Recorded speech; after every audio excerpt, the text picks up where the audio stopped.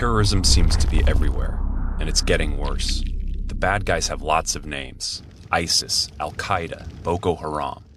But they have one thing in common.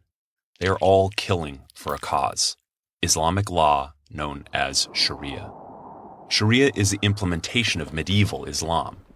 Sharia demands a holy war called Jihad. The most widely available book of Islamic law in English says Jihad means to war against non-Muslims. There are two kinds of jihad. Violent jihad is horribly simple: slaughtering innocents and forcing submission. Violent jihadists want to conquer land for their caliphate, essentially an Islamic state where Sharia law is supreme. But there is another kind of jihad.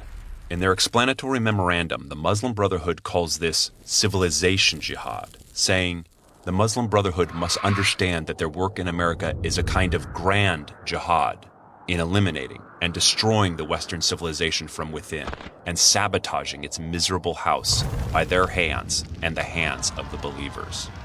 Civilization jihad has the same goal as violent jihad: to conquer land for their caliphate. But instead of waging war or staging terror attacks like their brothers in the violent jihad, these civilization jihadists wear suits and ties, and their work is much more subtle. So what do? They file lawsuits for Muslim truck drivers who don't want to drive beer. They convince schools to hold Muslim Day, where the girls wear headscarves and the kids say Muslim prayers. They complain when our government watches to see if their violent buddies are hanging out with them. They call anyone critical of Islamic law an Islamophobe, a term they invented to make people scared to speak out. Like the neighbors of the terrorists in San Bernardino, who knew something was wrong, but didn't want to say anything because they'd be accused of profiling. These bad guys have lots of names too: CARE, MSA, ISNA. The Justice Department found that these groups were in fact started by the Muslim Brotherhood.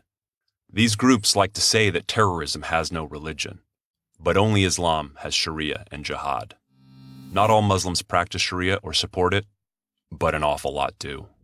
They believe that anyone who insults Islam can be killed.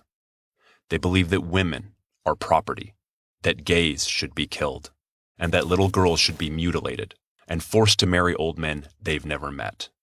These things are simply not allowed in our free society and are against the Constitution.